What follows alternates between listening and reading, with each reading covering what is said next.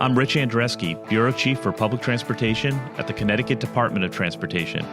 And I'd like to welcome you to Along the Lines, a podcast series where we'll explore current issues and ideas on Connecticut's public transportation system.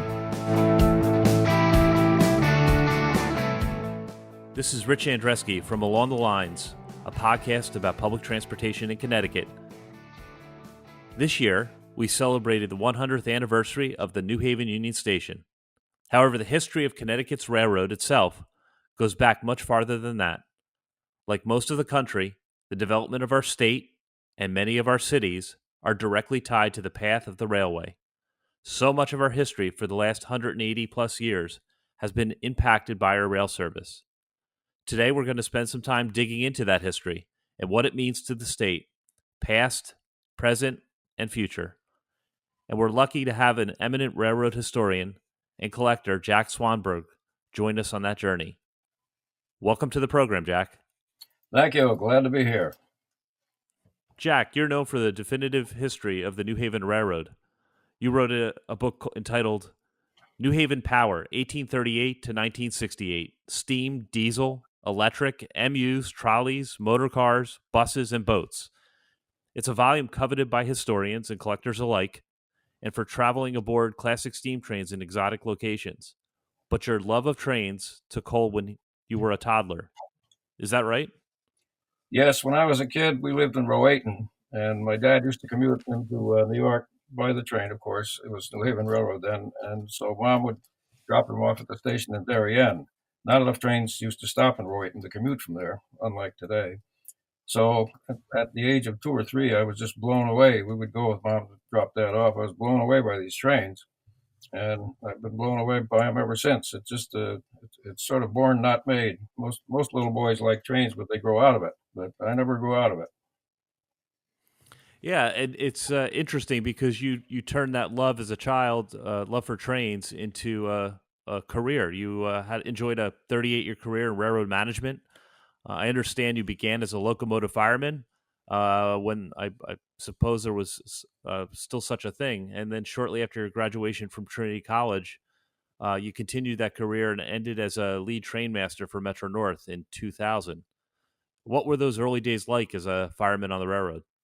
Well, starting in '61 with the New Haven Railroad as a fireman, there was no fire because there were diesel engines then. But the railroad had been bankrupt right along, and the engines were falling apart. They didn't spend any money on them, and the fireman was more or less en route diesel mechanic. You had to, fix overheating engines, that sort of thing. And on the passenger trains, we had a small steam boiler in the back of the unit because all the cars were still steam heated, left over from steam locomotives, and the fireman had to maintain that. So there actually was a fire in that. And Jack, when you started with the railroad, what was the condition of the fleet at that time? You were as a locomotive fireman, you were on the locomotive of the New Haven Railroad, and what was the state of affairs at that point in history? Very bad. As they say, they were bankrupt and they hadn't been spending much money, and they closed the major diesel shop up at Reedville, Mass, near Boston. So the small shop at New Haven was trying to maintain all these locomotives, and pretty soon they were just falling apart. Like we would get 5 diesel units on a freight train over to Maybrook, New York, past the Poughkeepsie Bridge, and 1 or 2 of them would fail along the way, and you had to get it going again, or you're not going to make the hill up to out of Shelton up to Botsford. And you do not want to die on the hill, or you have to split the train in half, bring it up in 2 pieces, and so on. So the equipment was all in bad shape, and the railroad, especially the passenger equipment, because the railroad couldn't justify spending a lot of money on commuter service that was losing money. So they couldn't justify that to the stockholders. So the stuff was really in bad shape, but the morale was good. We still tried to get over the road. The history of the railroad in Connecticut is so foundational to the development of the state. So can you go a little bit deeper for us and talk about the role the railroad played in the 19th century?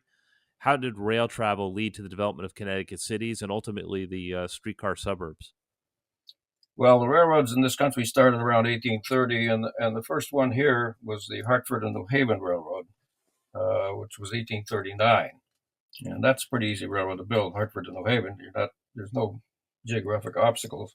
and then they would take a ship to New York, take a steamboat from New Haven to New York. There was no railroad New Haven to New York at first because it's very difficult to build across all the inlets and rivers. Plus, you had huge, fierce opposition from the steamboat lines that had all the passenger traffic then and freight. So they didn't build that. It was the New York and New Haven Railroad, another separate railroad. That was built 1848. But the first start of what the railroads we have today was in 1872. The New York and New Haven and the Hartford and New Haven merged to become the New York, New Haven, and Hartford. And then they started taking over all these other small railroads.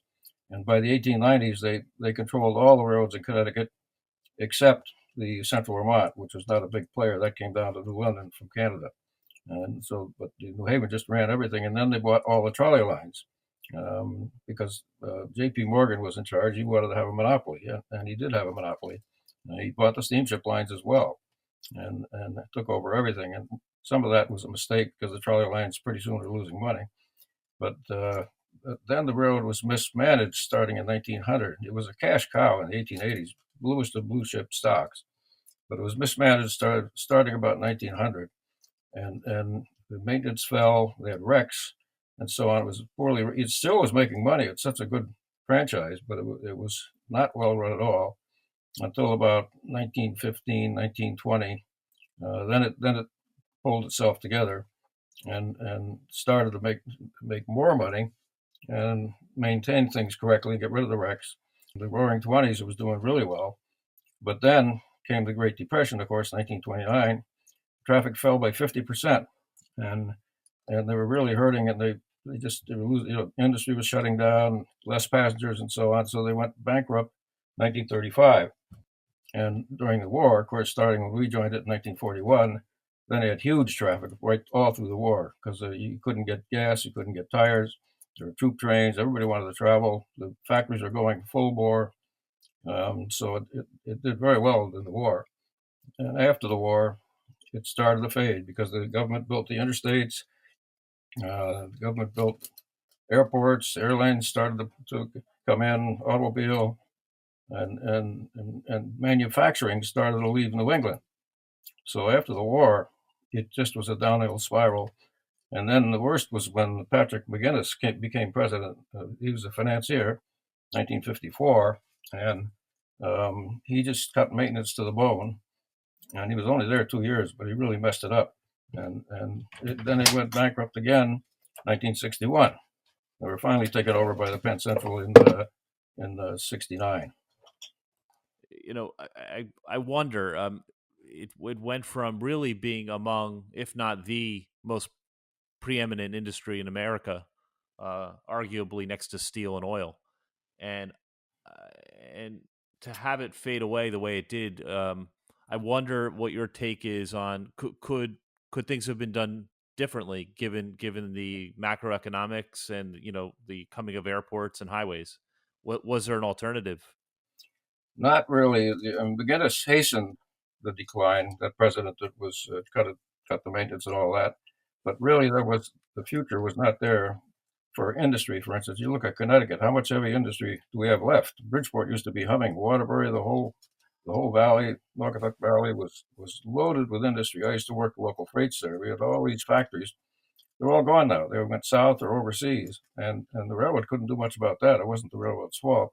And the long haul passenger business, same thing. It built I-95 right along the railroad, and that drained a lot of the traffic. And plus, it blocked the railroad from getting to industries after that. You couldn't build to a new industry because 95 cut you off. So it would have lasted longer without McGinnis, but there was really no hope for it as a money making operation. I mean, it's great for commuter, but you're not going to make money on commuter service.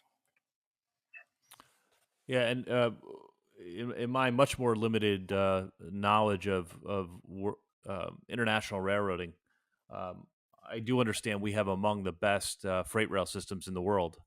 So it's an interesting dichotomy where the passenger business all but disappeared or was handed over to the public sector, but yet we still have a fairly strong, a robust private rail industry, private freight rail. So what are Yeah, your thoughts on that? Yeah, there are four major freight railroads in this country. All these smaller railroads were merged into the Union Pacific, BNSF, and NS, and so on. Just four big railroads now, and they are moneymakers, and they use unit trains. They only have a very small crew. When I was a fireman, we'd have a five-man crew on a freight train. Engineer, fireman, head brakeman, and in the caboose you had a rear brakeman and a freight conductor. Now it's a two-man crew, just the engine, no caboose, and there's no towers anymore. Everything's controlled remotely. There's no more roundhouses. There's no more coal facilities for steam engines. All that's much more efficient, much less labor intensive. But the labor's still expensive. But you save a lot because you can have a 100-car freight train with two men, and you get put that in highway trucks. That's a lot of drivers. So the freight can still make money. You know, you talk about hiking trails. That may be how many of our listeners know these old railroads. Throughout Connecticut, we have a a very robust network of hiking and biking paths. Many of them on former rail rights of way. And there's the a very popular trail known as the Airline Trail. Can you talk a little bit about the history of the airline route and the significance of that route and how it came to be? Yeah, that was originally built in the 1870s as the New Haven, Middletown, and Willimantic Railroad, that portion of it, which is the exact towns it served. But it quickly went bankrupt and was called the Boston and New York Airline Railroad. And in those years, there was no airlines, but an airline then, that term meant a straight route between any 2 points. So that's where that airline name came from. It was long before airplanes. And the idea was to connect Boston and New Haven via that airline inland route through Putnam and Willimantic and so on. And it was more direct and shorter and straighter than the shoreline route. But at that time, the shoreline was very slow because you had drawbridges on the Connecticut River and on the Thames, and so they had to float passenger cars across with people in them, those two rivers. So that of course is a huge obstruction. But the last one of those to get drawbridges was 1889 in the Thames. Then it was a straight all rail route to New Haven, and it went through cities like Providence and much more population than Willimantic and Putnam. And so they de-emphasized after the turn of the century. They de-emphasized the airline route as a through route, and they concentrated. They double tracked the shoreline and so on, which they never did with the airline.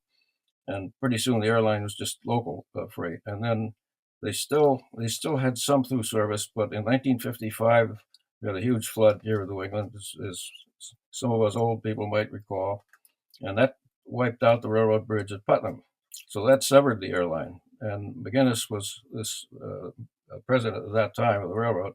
He did not rebuild that bridge. It could have been rebuilt, but he didn't. So that was the end of through service at all on the airline. It just went back down to local freight.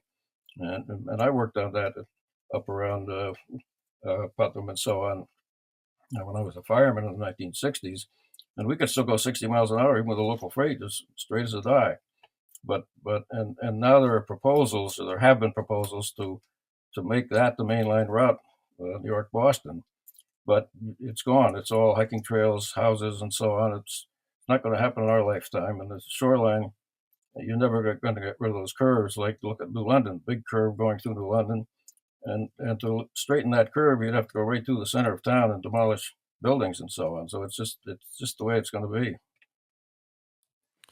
Yeah, Jack, I do want to talk about the future. I think you've got some unique insight there, and there are some interesting studies underway on improving travel time on the railroad. But before we go to the future, I'm just curious if you have a memorable story from your career, something that really stands out to you um, in terms of railroading in Connecticut that you'd like to share. Well, that's a good question. It's been tough because when I was trainmaster in Grand Central, which of course is not Connecticut, but most of our trains came from Connecticut, and that this was 1970 to 1972, and we had fires. We had engines would catch fire in the tunnels, stop everything, and the equipment was just completely falling apart. As they say on the New Haven side, New York Central was better because they weren't bankrupt, but some of our commuters that have seniority, that go back a ways, they think they died and went to heaven with the equipment we have now. These M8 multiple unit cars, They're clean. The heat works. The air conditioning works, and a lot of that stuff didn't work back in the 60s and 70s. And the FL9 engines we used to have would break down and smoke up the tunnel. They weren't supposed to operate in the Grand Central Tunnel, but sometimes they did. And just a continuous rolling fire drill. So it was not fun. It was a challenge.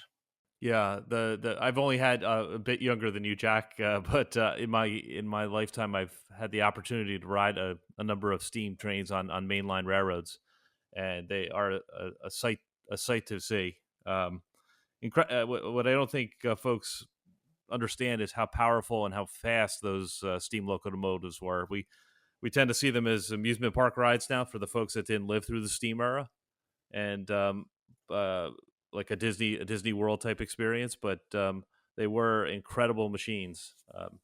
Almost seemed alive with the steam and the sounds. Yeah, they're very dramatic. They were unfortunately they're very inefficient. You can't match the efficiency of a diesel or an electric locomotive. A steam locomotive, its thermal efficiency is very low. Plus, it needs all its maintenance requirements: roundhouses, back shops, coal towers, water tanks, and then you have to overhaul the boiler, new flues, all that stuff. I mean, they're a great looking thing, but they didn't stand a chance against the diesel. And it was that's probably a good place to segue to the future. But when the transition happened from steam to diesel, it was a pretty rapid change, was it not? Yeah, the New Haven dieselized by 1952, which is early, and the last steam in this country was 1960 on major railroads. So you're looking at just a period of maybe about 20 years. They completely changed from steam engines to diesels or electric engines, and it was a major leap. It saved them all kinds of money. Yeah, a 20-year transition, and most of that change probably happened in a much shorter time frame. That was from the very start to the very end, was it not? Right. Like during the war, they still had to buy new steam engines because a lot of the diesel production was going into the war effort for tanks and so on, ships. So the railroads were forced to continue buying steam engines into the 40s when they didn't want them, but that's all they could get. After the war, then the dieselization was very fast. The war ends in 1945. By the 50s, everybody was dieselized, and that's a lot of locomotives. That change that happened in the 1940s through to the 1960s was sudden and dramatic, and there may have been, you know, I think this is probably true about much of our life, which is things seem to be status quo for a very long time until they're not.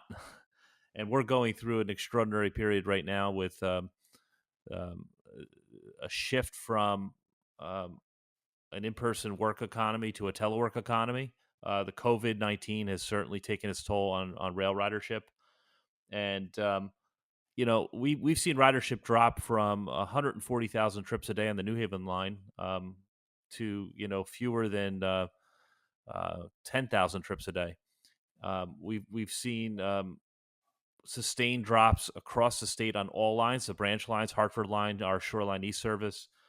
We're down about 85 to 90% in many cases. And I'm wondering what you make of all of this. Do you think this is a temporary blip, or given your historic perspective, do you think we might be pivoting to something new here? Well, this is the worst thing since for the railroad since the Great Depression, and of course, as you say, it's worse than the Great Depression. The percentage drop we've had with everything, Amtrak, Metro North, airlines, buses, you name it, and people are getting used to working from home now. A lot of them, if the COVID hopefully goes away and within a year or so, some of them will go back to the train, but I don't know if we'll ever get back. I don't think anybody knows if we'll get back to 100% of what we had pre-COVID. It's people are getting used to working from home, and the railroad's not cheap, so and it saves them time. So I don't think we'll get up to 100% again. Well, as we think about the future of the railroad, we're thinking about what it might become. I do think if you look at the preferences for the younger folks, they do want to live near public transportation. They want access to the city, even if they don't choose to live in New York City or one of our other cities. they want to be nearby, close enough that they can get in and out to be social, to hold a job if it requires that, culture, entertainment. And so we're thinking about right now, speeding up the railroad. Right. So for many decades, our core focus for rail in the New York Metro was how do we move more people per hour per train into and out of New York City, either Penn Station or Grand Central Terminal. And now with a future of maybe fewer riders in the peak periods, we have a real chance at improving travel time, operating some faster service, more limited stop service, and operating the railroad more reliably. And I'm wondering if you would agree with that take, and what, if anything, you would suggest we look at. Well, our maximum speed on Metro North is 89, and we can do that, say, between Portchester and New Rochelle. It's a long straight stretch. We used to call it the racetrack. But most of it, we have a lot of curves, like the curve at Bridgeport, Jenkins Curve, just below the station. It's a 35-mile-an-hour curve. Portchester is 35-mile-an-hour curve. And there's no way you can change that because to straighten it, you'd have to demolish half the city. So it's those things, you can't go 89 around those. And there's just no way to really significantly change it. Since the cities were here before the railroad had to build around stuff. Out west, the railroad just built straight, and then the cities grew up where the railroad was. Here, it's the opposite. The railroad, there's Bridgeport, Stamford, New Haven, all those cities were there. So it really tied you down on where you could run the railroad. Plus, it was a single track railroad in 1848. They never thought they'd go over 40 or 50 miles an hour, so they weren't too worried about the curves. But now it's cast in cement. Yeah, that's literally the case, and we are taking exactly that approach, being very pragmatic about what we can do within the existing right of way. There are opportunities that we've encountered that through some careful realignment of track curvature within the property limits, looking at minor changes in underbalance and super elevation, which is the way the tracks are laid out horizontally. We plus what we've discovered, and this is should be no surprise, but if you make fewer stops and have fewer braking and acceleration events, you can really make up a significant amount of time in the schedule. So right now, an all stops local from New Haven to Grand Central can take almost a good 2 hours. Um, there's a possibility now with maybe fewer trains on the railroad, we might be able to run more trains in an express stopping pattern, and it's not something we could offer previously because we needed every seat and we needed to stop at every station. Um, so that's what we're thinking about now. NEC Future, you may have heard. I'm sure you've heard of NEC Future. Many residents of Connecticut have. NEC Future was an FRA, Federal Railroad Administration led program to look at what could be done to dramatically improve intercity rail service in the Northeast. So before I jump into some questions on that, I'm just wondering what your knowledge and perspective of the NEC Future study is. Well, it's run into all kinds of local opposition because anytime you want to eliminate a curve, as they say, you're going to be getting into private property. Maybe use eminent domain if you have it, but you get a lot of political pressure, and they haven't really been able to do anything along that line. And we do make some trains that skip stops. 1529 make last stop Fairfield, and then highball into Grand Central.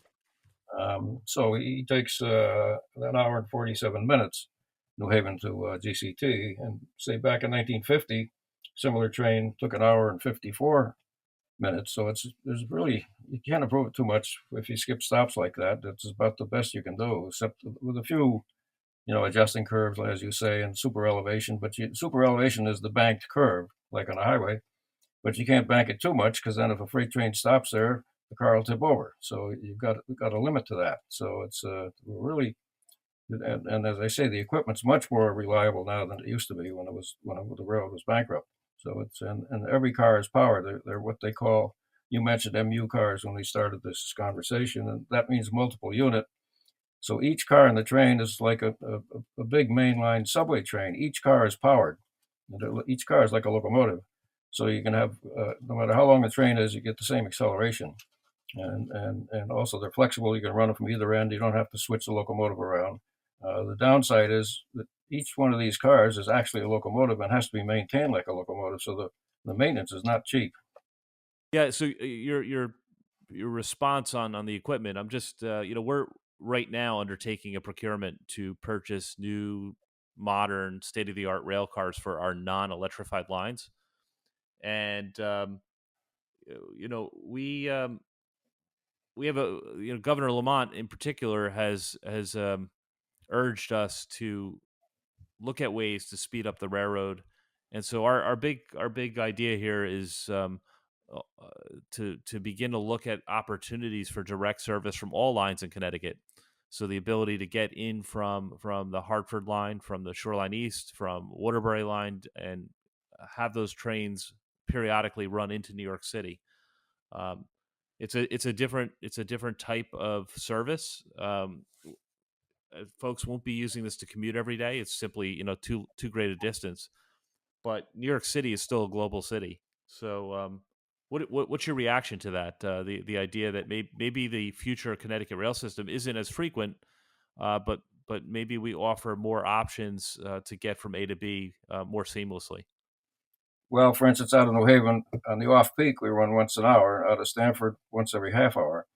And I don't know if there's, when the COVID goes away, I don't know if there's enough business to justify every half hour out of New Haven. We do during the holidays before COVID.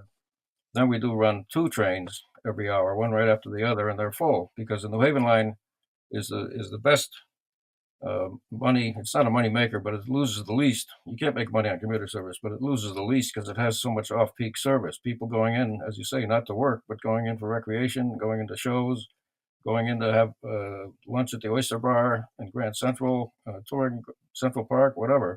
A lot of off-peak, and that's where you can make up some money because otherwise, the commuter railroads have this busy four-track main line, all this equipment, hundreds of cars, 408 cars, uh, mainly are used 2 rush hours, 5 days a week, and the rest of the time they sit there and earn no money.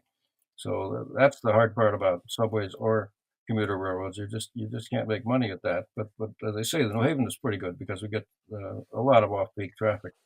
We rely on fare revenue. Uh, yes, railroad passenger rail service is subsidized, but to a very great extent, the majority of the funding for rail service comes from fare payers. So that's a big question mark. What do we do if we can't generate the type of revenue that we're accustomed to seeing? And we don't have an answer. That D Day for us has been postponed. There's been some federal aid that's allowed us to continue to operate, but eventually that aid's going to run out. So that is a question we are wrestling with right now. Yeah, and the subways, for instance, they're even worse than us. They have very little off peak and weekend travel, and they have a huge system like the IRT is 4 tracks underground. That's a lot of stuff to maintain and operate, and just for 5 rush hour morning evening a week. And you're just not going to make money on that sort of thing. But you have to have the subways and the commuter lines for Manhattan, or Manhattan would pretty much dry up. So there's got to be federal aid. Europe does it with their railroads. They don't expect to make money, so it's a public service, and you end up making money because it makes the city viable and so on. Yeah, we have an extraordinary uh, Northeast corridor here. It really is if you look at the economics of the Northeast corridor between Washington D.C. and Boston, it is incredible. 1/5 of the gross domestic product is generated here in the Northeast corridor. Um, it is a railroad that moves 800,000 people a day before COVID, collectively between the commuter and the intercity services. And you know we uh, we have these distances between cities that are really ideal for rail. Just airports are chronically congested. Uh, there's no more room to build runways at the New York, Boston, or Boston airports. So in many ways, rail would seem to be the solution to that. Yeah, it is, and it has been successful. As you say, pre-COVID. I mean, the Northeast Corridor with the Acela and the regional trains, very well patronized, and it's crazy to drive I-95 or to take an airplane for that short distance. So it's really an ideal spot for the railroad, and of course, the same with the commuter railroads. Our best advertisement on Metro North is if you're going through New Rochelle at 89 miles an hour on your train, and you see New Rochelle tolls, everybody backed up, and so on, and 95 plug. That shows you where the railroad comes in really, really well for that type of distance. As we sort of close out this podcast, I'm wondering, what would you say to our listeners about the history of the railroad in Connecticut and where we're headed next? Where we're headed next is it depends on the COVID, but I think Metro North is really doing about as well as can be expected. It's all new equipment now. The railroad's in good shape. You can adjust the schedules, maybe even out a few curves. But Metro North, as it is now, is really the best they're going to do. I think it's a good railroad now compared to 30, 40 years ago. As I say, our commuters that date back to the steam heat era. There's just no comparison. It's such a good operation. So and it'll stay that way. But I don't know how many people are going to come back from the COVID. Well, let's hold a good thought that this vaccine and a return to normal is not far away, and things may not look the same, but the important thing right now is we have an asset that goes back. I think you confirmed 1839. So what does that make the railroad? 181 years old. Yes. So we're not about to walk away from that asset. We need it. We don't know how it'll be used in the future, but it's certainly something we're going to continue to manage and care for. And when the economy recovers, we'll be there for our customers. Jack, thank you for making the time for us today. It was a real pleasure to hear from you, to get to know you a bit. Your story is really interesting. I would encourage everyone to take a look online, read up on Jack Swanberg, and check out his book. So, Jack, thank you again. Thank you. Nice talking to you. Thanks for listening to this episode of Along the Lines. This is your host, Rich Andreski. If you've enjoyed this podcast, please remember to subscribe and share.